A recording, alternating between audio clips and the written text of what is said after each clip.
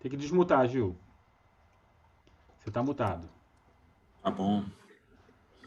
Senhor, te agradecemos, Pai. Como é bom, Senhor, nós aprendermos a Tua palavra, Senhor. E clamamos a Ti por misericórdia, Senhor, para que não somente aprendamos, mas vivamos, Senhor. Jamê trouxe essa visão aí dos anabatistas, Senhor. O reino de uma forma bem firme, através desse livro, tantas coisas que a gente precisa aprender, Senhor. Ajuda-nos a avançarmos, Senhor. E hoje, especificamente, Senhor, dê graça ao Jamê, Senhor. Dê unção, sabedoria, discernimento, para que Amém, tudo que ele Senhor. venha falar, compartilhar nesta noite, Senhor, seja algo segundo os teus oráculos, Senhor, segundo os teus Amém, princípios, Senhor. os teus propósitos, Senhor. Precisamos disso, Amém, Senhor. Senhor. Precisamos disso, Senhor. Oramos em Amém, nome Pai. de Jesus. Amém. Amém. Amém. Então, gente, a gente vai continuar hoje, né? O Jamê tem separado toda a última quarta-feira do mês para estar conosco, para a gente conversar sobre o trabalho que ele fez durante muitos anos escrevendo esse livro, né? Muros caídos, portas queimadas, sobre a vida desse personagem tremendo que foi Neemias. Né? E a gente vai beber do que o Senhor, né, permitiu que o Jamê e outros irmãos percebessem e encontrassem de riqueza na vida do Neemias. Então, para quem ainda não tem, né, pode comprar direto no site que o Jamê vai recomendar, e eu ainda tenho algumas cópias dos que a gente comprou para servir os irmãos. Tá bom? E aí eu queria passar a palavra pro Jamê para ele ir. Ficar à vontade. Vai, Jamezão. Obrigado, viu? Muito obrigado, Willy. Obrigado a todos vocês que me concedem a honra de entrar na casa de vocês. Muito obrigado. Esse personagem, Neemias, como eu tenho falado, ele me marcou muito, porque mostra um homem completamente comprometido com a vontade de Deus, comprometido com a obra do Senhor. Um homem que pagou um preço muito grande. E como eu disse nas outras vezes, ele poderia muito bem se dispensar de qualquer cuidado com Jerusalém. Ele poderia pensar como algumas vezes eu penso, e eu acho que você, talvez menos que eu, pensa também. Eu já tenho muito problema e eu não consigo cuidar de nenhuma pessoa. Eu já tenho problema suficiente, então os meus problemas já tomam todo o meu tempo, todo o meu coração e todas as minhas orações. Neemias podia ter tomado essa posição, porque toda a circunstância dele era negativa. Tudo aquilo que ele viveu naquele momento era contra ele se envolver com o povo de Deus, com Jerusalém. Ele estava prisioneiro, longe de casa, como eu comentei antes, ao redor de 1.000 quilômetros de casa. Naquele tempo não havia empresas aéreas, né? Então ele fez toda essa caminhada de Jerusalém até a Babilônia, toda essa caminhada, possivelmente a pé, porque ele era escravo. E como escravo, ele era copeiro do rei, e uma das coisas que o copeiro fazia era experimentar se o vinho, ou se a comida, ou se as bebidas estariam, né, envenenadas. E aí ele seria realmente o primeiro a saber se a comida estava envenenada. Ele era um anteparo assim para o rei, né? Então esse homem, ele tinha todas as motivações para dizer: eu não posso me incomodar com mais ninguém. No entanto, no cativeiro, se você quiser acompanhando aí no livro Neemias, estamos no capítulo 1. Eu não vou ler agora, mas só você vai caminhando comigo aí. Ele está em Suzã, no meio de Quisleu, e aí chega um irmão dele chamado Anani, ou Hanani, e ele pergunta como é que estão as pessoas que ficaram. E o Hanani, ele fala uma coisa interessante, e muito triste, porque ele diz que os que estão lá na província estão em grande desprezo e miséria. O que eu acho interessante é a nomenclatura que o Hanani, ou Anani, ele usa para se referir a Jerusalém. Você sabe que, politicamente, uma província é uma porção de terra que está embaixo de um governo externo. Então, você vê o seguinte, que Jerusalém, a cidade do grande rei, como é chamada na Bíblia, ela agora havia se tornado província de Babilônia. Você vê que mudança radical, que mudança terrível. E se a gente prestar atenção na igreja hoje, eu diria na igreja na sua totalidade, a igreja que está nas denominações, a igreja que está nas casas, porque é uma igreja só. Ainda que a gente reúne em casas, ainda que a gente não tenha as estruturas que uma assembleia, que um presbiteriano, que um metodista tem, mas ainda assim a gente faz parte desse pessoal que está embaixo dessas denominações que são tão execradas por nós, e devem ser execradas mesmo porque o Senhor não criou nenhuma denominação, ele criou um povo santo, lavado, e alguns deles, então, estão embaixo dessas denominações. Mas devemos olhar a igreja como um todo.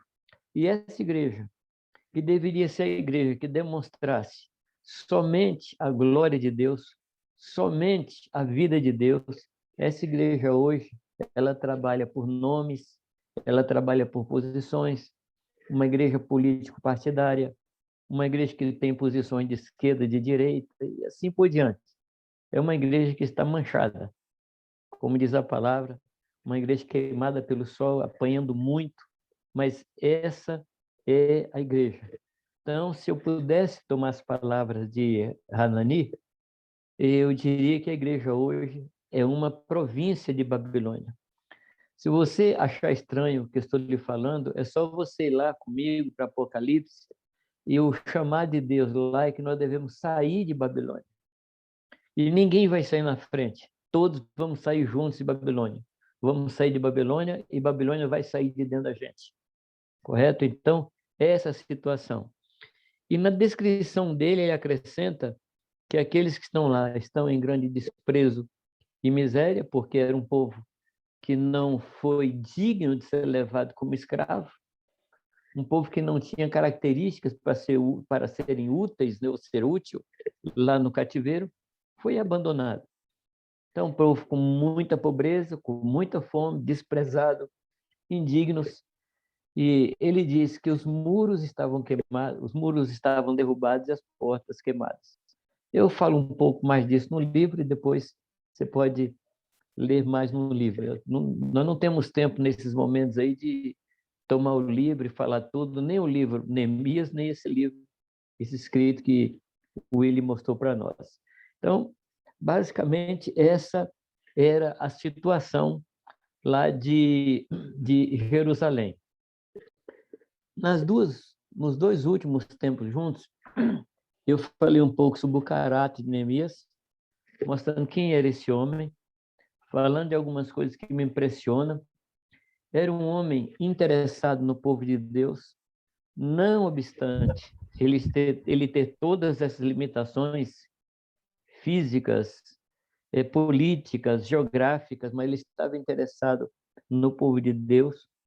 Um homem muito comprometido, um homem que se comprometeu em edificar. E quando ele chega diante do rei para explicar por que ele naquele dia estava triste, porque como vocês vão ver aí no capítulo 1, diz que ele nunca antes estivera triste. Ou seja, a tristeza dele, ele levava diante de Deus. Não deixava ninguém perceber que ele estava triste, tendo motivos naturais para estar triste. Mas ele não permitia.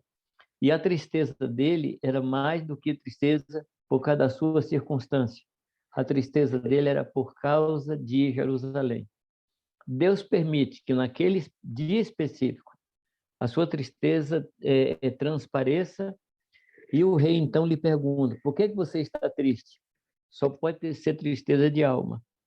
Nessa hora, Neemias ele fala uma coisa muito interessante. Ele diz: eu não deveria estar triste porque a cidade do meu pai está destruída, está arruinada. A cidade dos meus pais, não é? Está destruída e arruinada.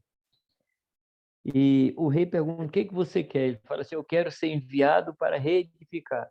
Você percebe aí um homem comprometido, um homem submisso e um homem ousado. Um detalhe nessa resposta de Neemias é que quando o rei pergunta: o que você tem? Neemias ele saúda o rei de uma forma que, confesso a vocês, eu não saudaria, porque a saudação dele é assim: viva o rei para sempre. Amados, eu não gostaria que aquele rei vivesse para sempre, porque ele era o meu aprisionador. Então eu desejava mesmo que ele morresse. Mas Neemias tinha uma consciência de que ele estava naquela situação por vontade de Deus. Ele estava naquele aprisionamento por vontade do Senhor. Ele não era prisioneiro daquele rei. Como eu comentei da outra vez, das outras vezes que a gente conversou, existem mais 2 homens na Escritura, existem mais, como Daniel, como Cedraque, Mesaque e Abednego, mas eu chamaria sua atenção para 2 outros homens. Um é José, que na prisão ele não estava preso, e Paulo, que na prisão em Roma não estava preso. Quando Paulo escreve as suas cartas, aquelas 4 cartas maravilhosas, Timóteo, Colossenses, Efésios, Filipenses, quando ele escreve essas cartas fantásticas, especificamente na carta aos Efésios, ele diz assim: eu, Paulo, prisioneiro do Senhor. Prisioneiro do Senhor. Então ele sabia que ele estava lá por vontade de Deus, porque Deus havia falado com ele ali em Atos, por boca de Ágabo e depois diretamente, que ele seria levado prisioneiro e ele iria ser testemunha do Senhor ali em Roma. Então ele considerava, ele sabia que estava ali porque Deus queria. Eu não posso fazer. Desculpa, meu Siri aqui está achando que eu estou pregando para ela. Um dia ela vai se converter, quem sabe, né? Então ele não se reconhece prisioneiro. E ele diz assim: eu prisioneiro, eu algemado, mas a palavra não está algemada. E o outro personagem que me encanta muito é José. Quando José, na prisão, ele não se reconhece prisioneiro de Faraó. Depois, quando ele conversa com os irmãos, ele, assim, muito singelamente, muito ingenuamente, como são os homens cheios do Espírito Santo, ele diz assim: olha, não se culpem, eu só vim na frente. Deus me trouxe na frente. Ou seja, eram homens que reconheciam a Deus em todos os seus caminhos. Reconheciam a soberania de Deus, reconheciam que Deus estava por cima, que Deus está sobre todas as coisas. E José chega ao extremo de perguntar a 2 prisioneiros por que eles estavam tristes. Quer dizer, que era um homem meio louco, né? Porque perguntar a 2 prisioneiros, que era prisioneiro do faraó, não era um prisioneiro qualquer, por que eles estavam tristes? Mas é que ele vivia solto dentro da prisão. Assim também era o caráter de Neemias. Um homem que não se submetia à prisão. Ele estava ali, mas o coração dele estava em outro lugar, que era em Jerusalém. Aqui nós temos uma lição tremenda. Existem prisões que acontecem na vida da gente. Existem prisões que são resultado de algum pecado, correto? A gente pecou, a gente fica prisioneiro de alguma coisa, e a gente só escapa disso através do arrependimento e da confissão. Existem prisões onde Satanás nos coloca, ele arruma uma armadilha para a gente, nos prende com opressão ou com uma enfermidade, e aí nós temos que repreender, nós temos que amarrar, expulsar. Mas existem prisões nas quais Deus nos coloca, para a gente aprender a reconhecer Deus, aprender a ver Deus. Falando de mais um livro, Você deve ter ouvido falar no Contrabandista de Deus, como é o nome dele? Irmão André. Num dos livros dele, ele ficou preso 15 anos e ele aprendeu a conhecer Jesus Cristo. Quando chegou um dia que vieram libertá-lo, ele não queria ser liberto, porque ele aprendeu a conviver com Jesus na prisão e para ele estava excelente ali dentro da prisão. Então, existem prisões nas quais Deus nos coloca, para que nós aprendamos a amá-lo, aprendamos a ter comunhão com ele. E Neemias, ele sabia que ele estava ali, não porque ele tenha cometido algum pecado, não porque tenha se rebelado contra Deus, mas porque Deus havia mandado o povo para a Babilônia. Por isso, ele é capaz de dizer ao rei Artaxerxes: viva o rei para sempre. Então, em cima desse comprometimento, em cima dessa visão que ele tinha de Deus, ele faz um pedido ousado. Eu queria que o Senhor me enviasse para que eu reconstruísse. A obra de Jerusalém, a reconstrução, não era uma obra pequena. Mas quando a gente, amados, recebe uma ordem do Senhor, quando a gente recebe um mandato de Deus, a gente não olha para o tamanho do mandato, a gente olha para a ordem do Senhor. A gente não olha para a dificuldade daquilo que deve ser realizado. A gente sabe que Deus, que nos deu a ordem, Deus vai nos dar a capacidade. O Deus que nos mandou fazer essa mesma palavra, ela vai produzir aquilo que nós precisamos para que a vontade de Deus seja feita. Eu queria que você pensasse um pouco mais nisso. Queria aprofundar um pouco mais nisso. Quando Deus nos dá uma ordem, ele fala: sede santos. A tendência nossa é ficar tenso e procurar ser santo a qualquer preço. Mas deixa eu lembrar você que quando a palavra sai da boca de Deus com uma ordem, nos mandando ser santo, esta mesma palavra tem a capacidade de produzir em nós o que ela comanda. Está na palavra de Deus, ela é poderosa para fazer acontecer o que ela mandou acontecer. Quando lá no começo, em Gênesis, Deus fala assim: haja luz, a luz não fez nenhuma força para existir. Ela não podia fazer, ela não existia. Mas foi essa palavra que fez a luz existir. Quando ele foi mandando as coisas acontecerem. Então, o mesmo Deus que falou assim: haja luz, é o Deus que fala comigo: sede santo. Seja santo. Por favor, amado, nós precisamos confiar no poder absoluto da palavra de Deus. Precisamos confiar no poder completo da palavra do Senhor. É por isso que Neemias se dispõe a fazer, porque ele confia que aquilo que estava no seu coração foi Deus que havia posto. Foi Deus que colocou no coração dele esse peso, essa tristeza, esse desejo de ver aqueles muros sendo levantados. Então, esse é um pouco do que era Neemias, um homem sábio. E havia um decreto anterior a esse momento, eu acho que foi do Ciro, que proibiu que se nomeasse Jerusalém, que se falasse a palavra Jerusalém, porque para eles, Jerusalém era uma cidade maldita. Se você reparar no capítulo 1, ele não fala a palavra Jerusalém em momento algum. Ele fala cidade dos meus pais, ou seja, ele respeita o decreto do rei anterior. Então era um homem sábio, um homem reverente, um homem prudente e também um homem desprendido.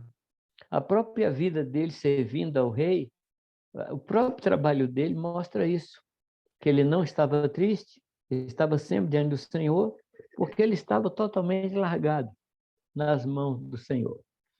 Muito bem, a segunda coisa que nós comentamos, eu vou tentar correr um pouco mais, senão a gente não chega no capítulo 2 nunca. A outra coisa que eu vejo muito forte nesse capítulo é a oração de Neemias. Uma oração fantástica. Uma oração que mostra o conhecimento que ele tinha do caráter de Deus, da própria natureza de Deus. Ele chama Deus Senhor Deus dos céus, Deus grande e terrível, que guarda aliança e benignidade. Então ele ora em cima do que Deus é. Fala: o Senhor cumpre a palavra. O Senhor é um Deus benigno. Ou seja, o Senhor não tem prazer na nossa prisão. O Senhor não se alegra com isso. E o Senhor falou que se nós pecássemos, nós seríamos espalhados. Mas se nós nos arrependêssemos, o Senhor nos faria voltar. E aí ele toma para si uma atitude sacerdotal e diz: nós pecamos, eu e meus pais pecamos. Ou seja, amados, ele faz uma oração por todo o povo de Deus. É um coração de Cristo, é uma figura de Cristo. Quando a gente assume o pecado de uma família, quando a gente assume o pecado de uma cidade, quando a gente assume o pecado de uma nação, a gente está tomando uma posição sacerdotal, uma posição como a de Cristo, de colocar sobre os nossos ombros o pecado de uma pessoa, de uma família, de uma cidade, de uma nação. E foi isso que Neemias fez. Ele chega diante de Deus e fala isso, esperando que Deus iria cumprir. Ele confessa o pecado, ele conhecia as promessas do Senhor, e eu me lembro que eu incentivei os irmãos, a vocês aí, a escrever num papel as promessas que Deus tem lhe dado no decorrer da sua vida. É muito importante isso, é muito importante. Eu tenho assim me lembrado de diversas promessas que Deus deu para a minha vida, Deus deu para a vida da minha família, e eu estou vendo serem cumpridas. Eu estou vendo essas promessas, assim, Deus cumprindo, uma por uma. E eu gosto muito de um cântico moderno, de um cântico, eu não me lembro quem é, se é o Nani Azevedo, que diz que eu não morrerei enquanto Deus não cumprir em mim todas as promessas que ele fez para mim. Não sei se vocês Marquinhos conhecem Gomes. essa música. Marquinhos Gomes. Quem? Marquinhos Gomes. Então, eu gosto muito dessa música, não é? Porque se tem promessa ainda, Canção de Abraão, se eu não me engano. é muito bonita, né? Muito bonita. Eu não vou morrer porque tem promessa. Como é que Deus vai cumprir a promessa se eu não vou estar aqui, né? Então, é problema de Deus me deixar vivo, né? Problema dele, claro. É só não querer me matar antes, né? Mas enquanto tem promessa, eu estou aí, eu vou me apegando a cada dia à promessa do Senhor. Uma outra coisa que eu citei nessa oração, porque ele conhecia o tempo que ele estava vivendo. Quando ele chega diante do rei, no capítulo 1, versículo 11, ele pede que Deus dê a ele graça diante daquele homem naquele dia. Ou seja, ele sabia que aqueles 4 meses de oração iam desembocar naquele dia. Eu acho isso fantástico. Todas as orações que ele fez naqueles 4 meses, aquele era o dia que Deus iria cumprir, e através daquele homem. Aqueles 4 meses serviu para ele pesar a sua oração, para ele sincronizar o seu coração, para ele sintonizar melhor o seu coração com Deus e entender que aquele era o dia que Deus ia responder, e aquele era o homem através do qual Deus iria responder a sua oração. Muito bem. Entrando hoje em alguma coisa nova, que a gente não comentou ainda, eu queria falar um pouco sobre a situação do povo. Por que é que o povo estava nessa situação? Amados, como eu falei, existem coisas que Deus provoca e existem coisas que a gente provoca. E se você ler o livro de Jeremias, mais especificamente capítulo 44, capítulo 45, ali explica um pouco, todo o livro de Jeremias vai explicar isso, essa situação da agora, esse momento de Neemias. Mas o capítulo 44 e 45, ele mostra especificamente por que o povo foi levado para o cativeiro. E foi levado para o cativeiro por causa de idolatria. Quando Jeremias, que durante 23 anos, ele profetiza, desde o nascer do sol até o pôr do sol, chamando o povo para voltar o coração para o Senhor, o que ele ouve é o que as mulheres falaram no capítulo 44 de Jeremias, quando elas dizem assim: enquanto a gente estava queimando incenso à rainha dos céus, não nos faltava o pão, não nos faltava o que comer. Quando nós deixamos de queimar o incenso à rainha dos céus e passamos a queimar incenso ao Senhor Deus, faltou pão na nossa mesa. Então, nós voltamos a queimar incenso à Rainha dos Céus. E ela diz assim, por acaso, temos feito isso sem a concordância dos nossos maridos? Então, aqui tem alguns erros graves. Primeiro, os maridos ficaram quietos, como que concordando com aquela idolatria das mulheres, concordando com aquela situação. Então, essa é uma lição. As mulheres assumindo o controle, as mulheres assumindo a direção, quando não era para elas fazerem isso. Uma segunda coisa que esse texto me fala, que essa história me fala, é que essas pessoas, por causa da fome, entraram na idolatria. Eu entendo que não existe nas crises humanas uma crise mais forte do que a fome. Eu acho que não tem. Não tem. Não há nada mais sério. Quando Jesus está ali no capítulo 4 de Mateus, ele está sendo levado, ele foi levado para o deserto, diz a palavra de Deus que, tendo jejuado 40 dias, ele teve fome. E foi nessa hora que Satanás chega. Satanás ele vai chegar na gente nos momentos de suscetibilidade. Na hora que você está doente, na hora que você perde o emprego, na hora que você bate o carro, na hora que um ladrão te assalta. Você está suscetível, você está, como eu diria, você está descoberto. É nessa hora. Vulnerável. Vulnerável. Vulnerável, obrigado. É nessa hora que Satanás chega. Isso aconteceu com outras pessoas também, não fica assim muito chateado, não, porque isso aconteceu com pessoas de alto calibre diante de Deus, como Abraão. Quando houve uma fome, um dos momentos de fome em Israel, o que é que Abraão fez? Foi para o Egito. E quando ele chegou no Egito, ele falou para a mulher dele, não fala que você é minha esposa, fala que você é minha irmã, porque a Escritura diz que Sara era muito bonita. Era uma jovenzinha de 75 anos, lindíssima. Tinha só 75 anos, era uma adolescente. E era muito cobiçada. Então, o que que ele fala? Se chegarem para você, diz que você é minha irmã, para que não suceda que eles me matem para ficar com você. Ou seja, ele não estava falando mentira. Era verdade, mas não era toda a verdade. E quando a gente não fala toda a verdade, a gente mente. Esse é o problema. Agora, por que ele foi lá? Porque havia fome em Israel. Na hora da vulnerabilidade, evite tomar decisões. Evite tomar decisões na hora que você estiver vulnerável. Correto?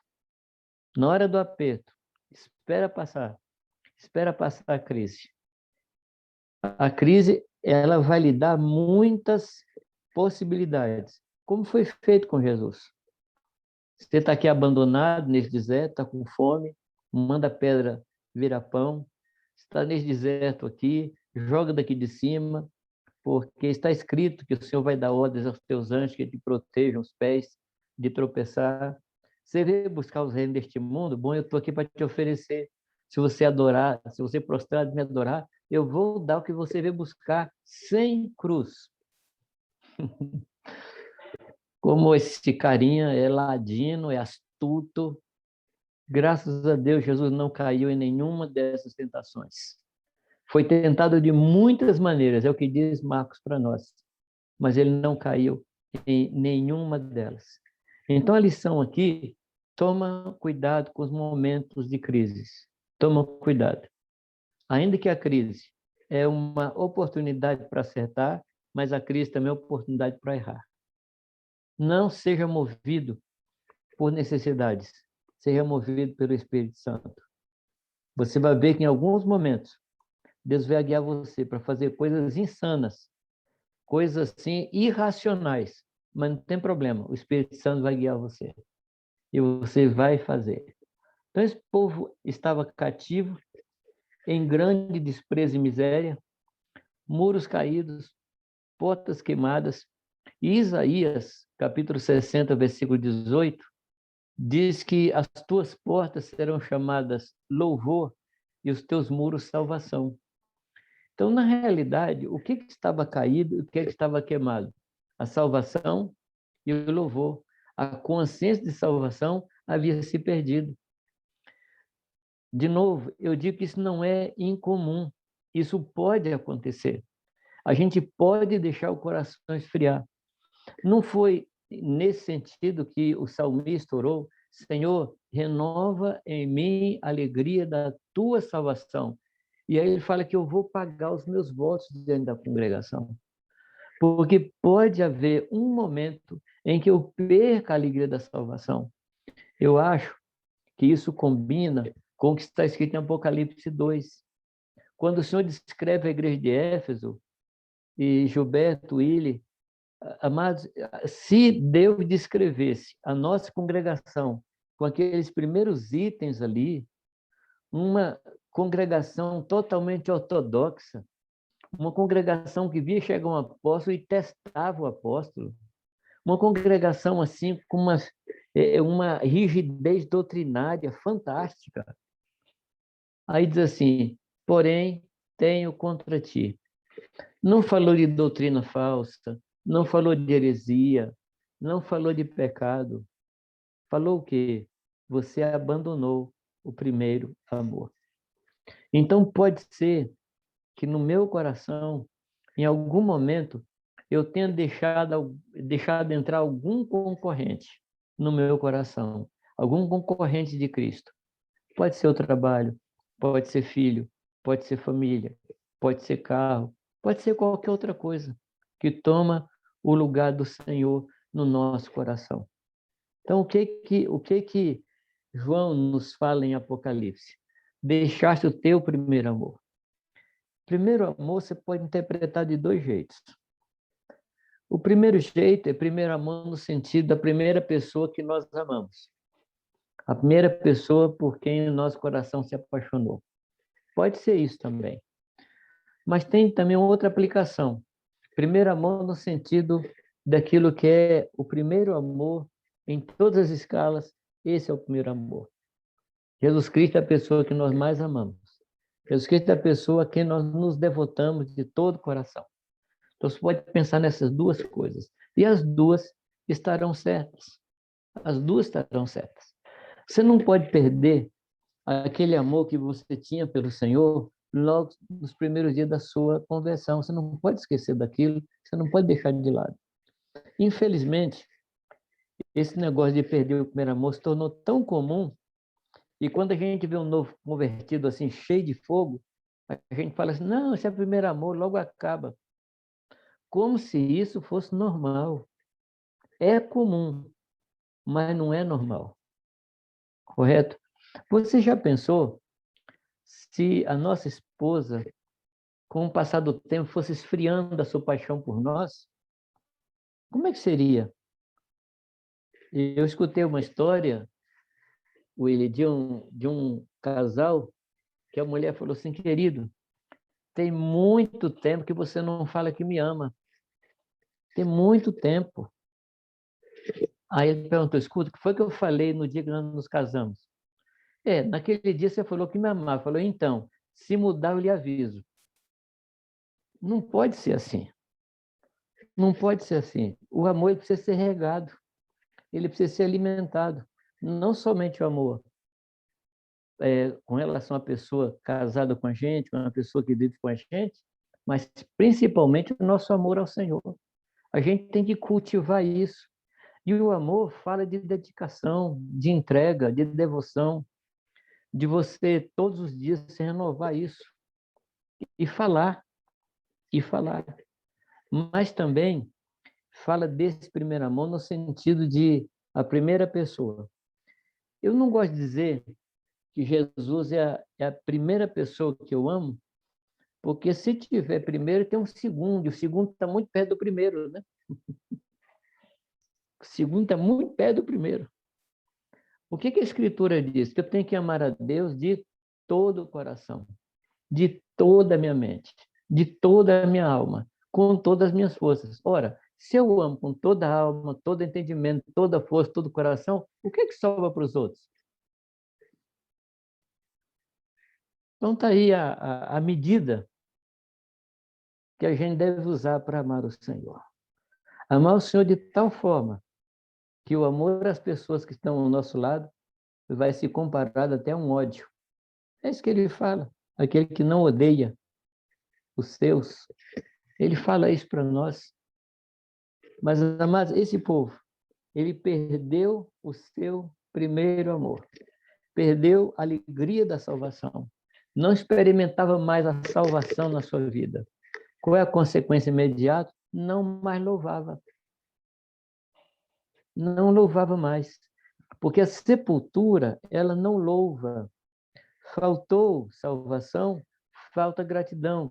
E uma fonte básica de louvor é gratidão. Quando a gente é grato, a gente agradece. Quando a gente não é grato, a gente não agradece. E aí, William, eu tenho pena, muitas vezes tenho pena dos dirigentes de louvor. Porque pega a manivela e fica, gente, vamos louvar, canta de todo o coração. Não funciona. Não funciona. Aí, coitado dos dirigentes, parece aqueles, como é que fala? Animador de auditório. Mas a vida com Deus não é assim.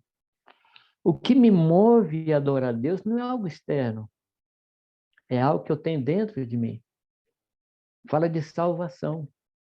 Então, quando eu tenho muro erguido, que é salvação, eu tenho a porta colocada no lugar que são os louvores. Que o Senhor nos ajude. Não permite que a gente chegue nessa situação de um povo cativo.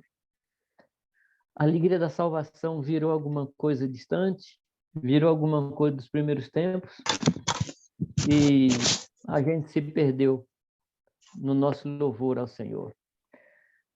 E, por fim, amados, queria comentar com vocês um pouco, e a gente vai entrar em outro momento mais especificamente sobre isso. Você vai ver que Neemias ele passa toda essa situação sem nenhuma oposição declarada. Mas quando ele chega em Jerusalém, logo de cara aparecem os seus inimigos, que na realidade são três principais, que é o Sambalá, Tobias e Gesem. Aqui a gente se lembra da lei de física, que toda ação produz uma reação na mesma força, no mesmo sentido, em direção oposta. Correto? É mais ou menos isso a lei de física, né? A lei da ação e da reação. E é isso que acontece. Esses três não se levantaram enquanto Neemias também não tinha se levantado. Quando você se levanta para fazer a vontade de Deus, claro que você deve esperar a reação. Às vezes a pessoa fala assim, mas estava tão bem, só porque eu resolvi servir a Deus, Satanás veio. E olha, e a igreja até inventou o que eu chamo de doutrina da desistência. O que é a doutrina da desistência? A gente acha que quando a gente vai fazer o que Deus quer, e se houver alguma oposição, fala, não, não é de Deus, porque houve oposição. Mas, amados, é uma loucura, é uma loucura. Se eu me levanto para fazer a vontade de Deus, lógico que virá oposição, lógico. Você não pense que Satanás vai deixar você fazer a vontade de Deus, é a luta dele, é que a vontade de Deus não seja feita. Então, esses três se levantam. E eu quero comentar com vocês alguma coisa desses três. Mais tarde, em outro momento, nós vamos aprofundar mais nessas lutas, que na realidade são 16 tipos de lutas, e algumas repetidas em todo o livro, 16 tipos de luta. Então, você não pense que você está lutando sozinho, não. Como diz Pedro, não se assuste com o fogo que arde no nosso meio, como se estivesse prestes a nos consumir, porque outros irmãos na face da terra estão passando pela mesma coisa. Correto? Você vai conversar com um cristão na China, ele vai lhe contar a luta. Cristão na Dinamarca, ele vai lhe contar a luta. porque nós estamos indo contra o vento, nós estamos indo contra a oposição. Sambalá era um oronita da terra de Orom. E no caso aqui, ele representa o próprio Satanás. O nome Sambalá significa que o Deus Sim é o nome de um Deus, esse deu vida. Então não é Deus. Então é um anticristo, é um antideus. É a própria figura de Satanás, que se levanta contra tudo aquilo que nos lembra de Deus, tudo aquilo que aponta para Deus. Esse é o Sambalá. O Tobias, ele era um amonita, correto? Tobias significa Jeová é Deus. E se você está lembrado, Amon era filho da filha de Ló. Então, Tobias e Neemias tinham um certo parentesco. E ele representa a nossa carne, que tem um certo parentesco com a gente. Se não é um parentesco, vive muito perto todo dia. É quase parente. Está ali. E o terceiro era o Gesem. Na nossa história, o Gesem, ele é um arábio. Alguns escritores dizem que ele era um sheik de uma tribo nômade. E sua especialidade era invadir cidades sem muros. Quando a cidade não tinha proteção, ele entrava, saqueava, roubava, acabava com aquela cidade. E ele representa para nós o mundo ou as circunstâncias. Então, nós temos aqui 3 inimigos ferocíssimos, que não brincam. Nós temos Satanás, nós temos o mundo e temos a nossa carne. Desses 3, qual que você acha que é o pior? Satanás tem uma receitinha na palavra. Sujeitai-vos a Deus e resistir ao diabo, e ele fugirá de vós. Correto? O mundo é a gente não se envolver com as coisas do mundo. Vem o mundo, você disser, fala assim, não, isso eu não quero. Depois vai comentar sobre o que é o mundo. E a terceira coisa é a minha carne. Porque a minha carne não tem jeito de falar assim, está amarrado, eu te repreendo, sai de mim. Não funciona. A carne, você tem que tratar com ela todos os dias. Todos os dias. É por isso que a palavra diz que por amor de vós, eu sou entregue à morte todos os dias ou o dia todo. Todos os dias. Paulo dizia que ele esmurrava o seu próprio corpo, sujeitando à vontade do Senhor. Paulo também diz, amados, que embora lutando na carne, as armas da nossa milícia não são carnais, mas são poderosas em Deus. Primeiro, para anular sofismas. O que é o sofisma? São pensamentos que têm aparência de verdade. Para derrubar fortalezas. Quando você não trabalha com sofisma derrubando, eles vão se transformando em fortalezas. Mas as armas da nossa milícia, elas derrubam fortalezas. E a terceira coisa, para trazer cativo aos pés de Cristo, todo pensamento que é altivo se levanta contra o conhecimento de Deus. Então, nós temos armas, não são carnais, não são naturais, elas são espirituais. Paulo, num grito de desespero a respeito da carne, ele diz, ele fala, miserável homem que sou, quem me livrará do corpo desta morte? Ele está se referindo à sua carne. E essa carne, amados, ela tem que ser subjugada desde a manhã até a noite, o dia inteiro. E uma coisa que nós precisamos pensar, a nossa carne, ela está muito relacionada com a nossa vontade.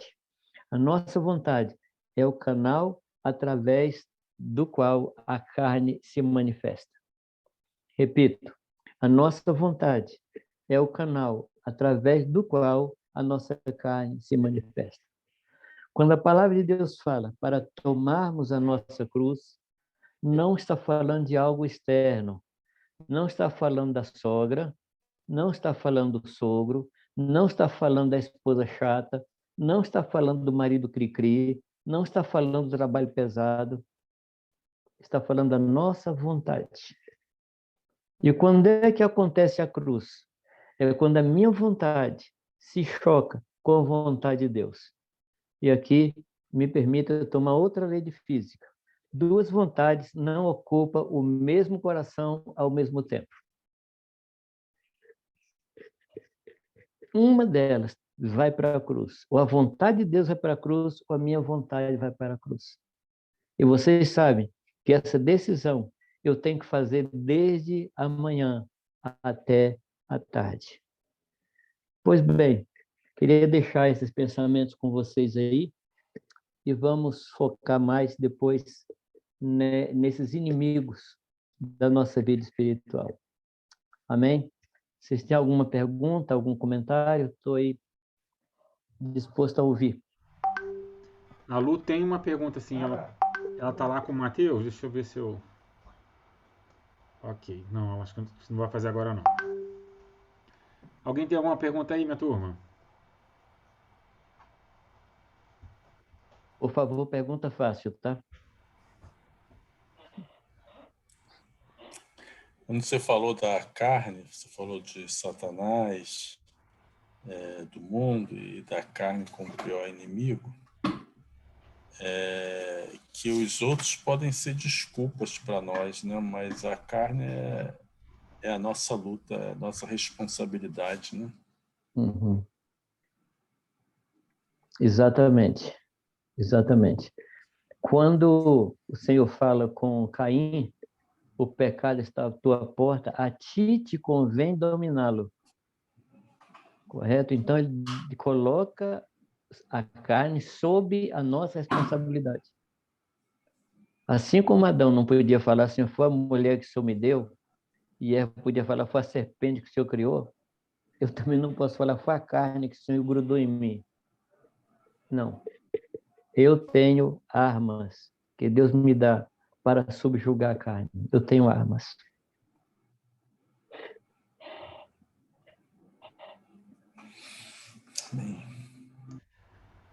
Mais alguém aí, minha gente? Pessoal que está aí na casa da... junto com a Valdelise aí na casa da Claudete. Tem alguma pergunta daí?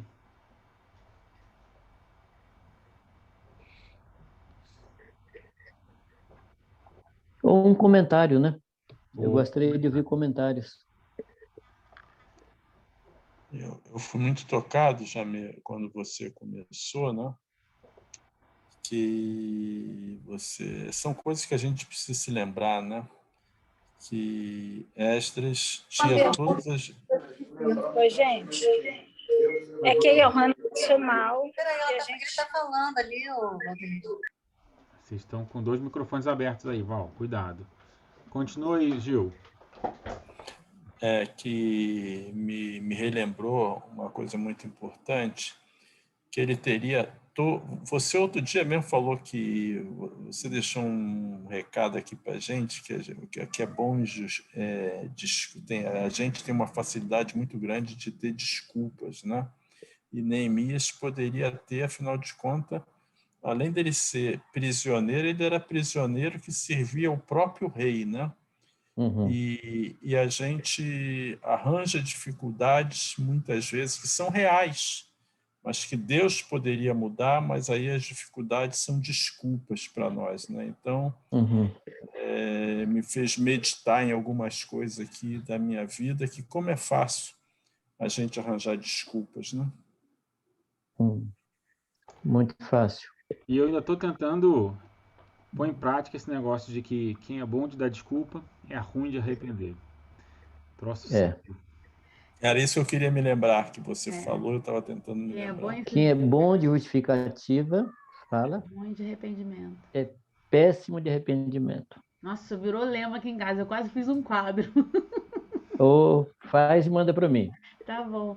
Sabe o que eu lembrei? Eu tava falando, uma irmã hoje entrou comigo. E ela falou assim, que ela estava numa situação difícil, ela falou assim, você precisa entender que essa pessoa, ela tira o pior de mim, não é isso? Exato, foi essa Ela frase. faz Ela tira o pior de mim. Eu não ela posso tirou- conviver com essa pessoa, Tira o pior de mim. Foi a frase que ela usou. E eu falei pra ela assim, eu ia falar pra ela assim, ó, copo quando balança sai o que tá dentro, mas eu achei que era uma frase meio pesada, né? Mas eu falei assim, que bom que você tem essa pessoa pra mostrar quem você é. Porque é aí que o senhor vai poder trabalhar, né? Porque a gente tem muita facilidade de culpar o outro daquilo que a gente é, né? A responsabilidade nunca é nossa. E. É. Fala, pode falar. Não, não, termina, faz favor. Não, meu maior, na hora que você perguntou qual é o maior problema, foi a minha carne. Sem dúvida. Sem dúvida. É. É ela que É. precisa ser subjugada e rendida ao Senhor Todos todos os dias. todas as horas. É. Muito difícil. Mas Quando Jesus, no Getsemane, ele pede para passar, ele fala, contudo seja feita a tua vontade, quando ele pede passar o cálice. Então, ele diz, se for possível, passa o cálice, não é? Amém. Então, a vontade dele é que o cálice passasse. Ele diz, contudo seja feita a tua vontade. Amém. Na oração do Pai Nosso, ele trabalha com isso, né? Venha a nós o teu reino. E aí, a frase seguinte é a manifestação do reino chegando, a vontade de Deus sendo feita. Amém. Então, como é que eu sei qual é um dos sinais que o reino de Deus está se cumprindo na minha vida? Quando a vontade de Deus está acontecendo. Amém. Tem outros sinais, mas para mim esse é o principal. Quando eu permito que a vontade de Deus seja feita, independente de eu gostar dela ou não. Um negócio que você falou que me deixou pancada aqui, que vai ficar agora que nem essa frase Do arrependimento. arrependimento é duas vontades não ocupam o mesmo espaço. Ou uma vai para a cruz e a outra vai ser feita. E qual que a gente tem colocado na cruz? A minha ou a do Senhor? E isso, assim, a gente tem mania, sabe, Jamê? Só aqui em casa, de colocar as coisas grandes, assim, tipo assim, eu não vou adulterar, porque essa não é vontade de Deus. Eu não vou roubar, porque essa não é vontade de Deus. Eu não vou fornicar, porque essa não é vontade de Deus. E às vezes, assim, a minha vontade é o quê? É me entreter, né? É me gratificar. E ela vai sempre contra a vontade do Senhor, né?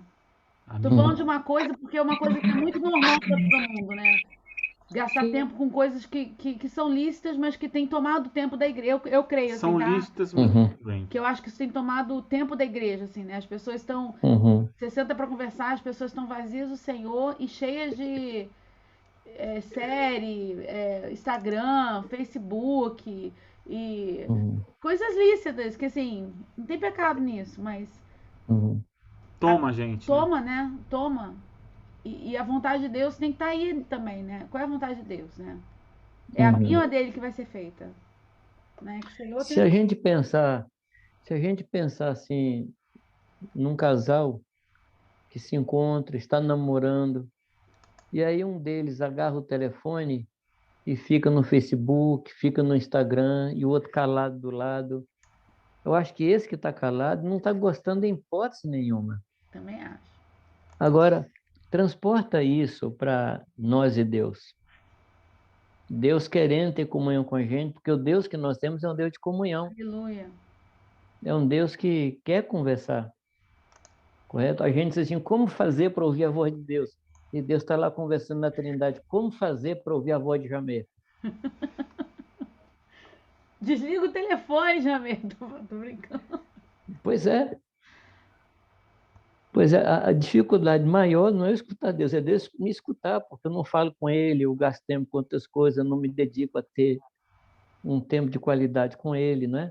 Acha E que aí a vida da gente se esvai. uma vez por semana é suficiente, né? A vida da gente vai esvaziando, vai esvaziando. Às vezes, Irani se levanta à noite para ir no banheiro e eu acordo assim, bato do lado dela e está vazio, né? Depois que eu vejo ela voltando. E às vezes, assim, eu vou usar essa figura aqui, né? Às vezes Deus levantou, está longe, tem anos, que a gente não sente Ele perto e a gente está achando normal. Nem percebeu, né? Normal. Quando o pessoal, aqueles dois homens no caminho de Emaús, diz que enquanto Jesus falava, o coração dele ardia. Aí eu tenho me feito uma pergunta, Luciano, tem quanto tempo que o meu coração não arde com a presença de Deus? Misericórdia. A gente precisa Entendeu? todo dia. A gente Tem precisa... quanto tempo que eu não sinto assim ao ler a palavra me queimar. Tem quanto tempo isso? Tem quanto tempo que a minha oração não me faz assim adorar de coração ao Senhor? Mas é porque a gente está ocupado com coisas listas da vida. Amém. É verdade. Precisamos nos arrepender e retornar. Amém. Porque é todo dia. Porque a pessoa pensa assim, não, mas terça-feira eu tive um momento muito bom com o Senhor. Hoje é quarta. Já É, passou, querida. O de é, hoje. Rolou o de hoje. tive uma sessão muito boa com ele, né? Não parece? Mas a gente se dá essas desculpas. Não, essa semana eu tive um tempo maravilhoso com o Senhor. Na semana. E Deus quer ter isso todo dia. É, Imagina se o Willi mora aqui comigo, falasse comigo só uma vez por semana. é. Ou falasse que ama você só cada ano. Misericórdia. Misericórdia. Precisamos nos arrepender, né? Amém. É isso, amados meus. Amém. Jamê, você não desliga não, quando acabar que eu quero falar contigo. Jamê, uma pergunta. Hum, Como a Bíblia aparece os livros de forma sequencial, só uma pergunta. Neemias foi lá para Jerusalém depois de Esdras ou foram juntos? Eu tenho a impressão que Esdras foi antes. É esse o teu entendimento? eu acho que Esdras foi no intervalo. No capítulo 12, Gilberto, ali em cima do versículo 35, por ali, tem um espaço de 2 anos. Entre um versículo e 8. Capítulo 12, ali, em algum momento, tem 2 anos ali que quando ele estava fora. Eu acho que foi nesse momento que Esdras chega. Eu acho, tá? Esdras chega antes ou chega depois de Neemias? Chega no intervalo. Eu entendo que chega no intervalo. No meio? Entendi que eu sempre entendi que Esdras tinha ido na primeira leva e que mais tarde que Neemias foi, mas aí hoje me deu essa dúvida, por isso eu te fiz essa pergunta. O fato de Neemias ter ido, eu estou me falando para você sobre o trabalho dele de restauração do templo, entendeu? Porque Esdras era o escritor, Esdras estava com Neemias, Ah, é? entendeu? Você vai ver lá no capítulo 9, quando ele ora com o povo ali e lê a lei, Esdras está junto. É verdade. Mas o templo, eu acho que ele edifica no capítulo 12, por aí. Não, é que eu tinha uma ideia que Esdras tinha ido primeiro, aí começou a construção do altar, aí quando chegou a hora do templo que Neemias chegou. Eu sempre tive essa convicção, mas hoje eu tive dúvida, por isso que eu te fiz essa pergunta. E eu estou respondendo para você cheio de dúvida também, tá? Tá. Não, porque eu fiquei assim.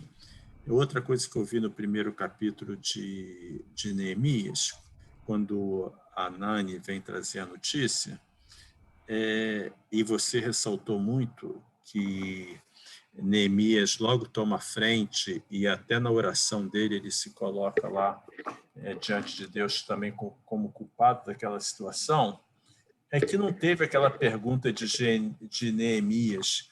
Vem cá, aonde está Esdras? Aonde está Zorobabel? Aonde está o outro sacerdote, se eu não me engano, era Josué.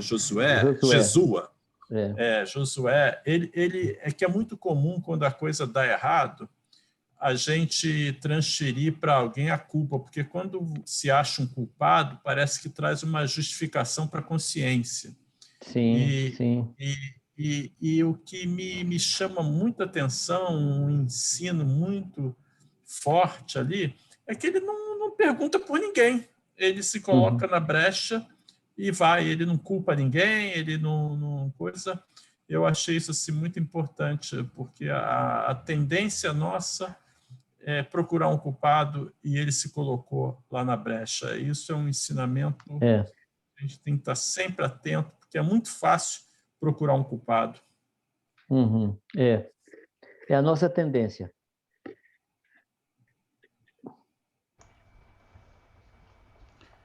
Mais alguém que perguntar alguma coisa, minha gente?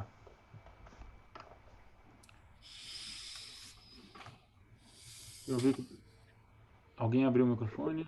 Não. Eu acho que não, Jamê. Eu acho que Tá ninguém bem, amado. tá nada. Então, se eu entendi, a gente na próxima oportunidade a gente começa a falar sobre se aprofundar aí nas dificuldades que Neemias enfrentou Nos ataques. nos ataques, né? 16 que você identificou aí, né? 16, é. E alguns repetidos. Sim, nas Então são 16 oposições. tipos de ataque, né? São 16 tipos diferentes de oposições que ele sofreu. É. Amém. Amém. Jamê, mais uma vez, querido, muito, muito, muito obrigado. É um tempo precioso para nós, esses ensinamentos, como nos edificam. Muito obrigado, querido. Obrigado vocês, gente. Obrigado por essa oportunidade santa.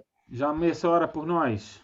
O Senhor Ora. trazer esse aprendizado todo para a realidade na nossa vida. Que a gente não quer só o conhecimento, não só, a gente quer viver esse troço aí.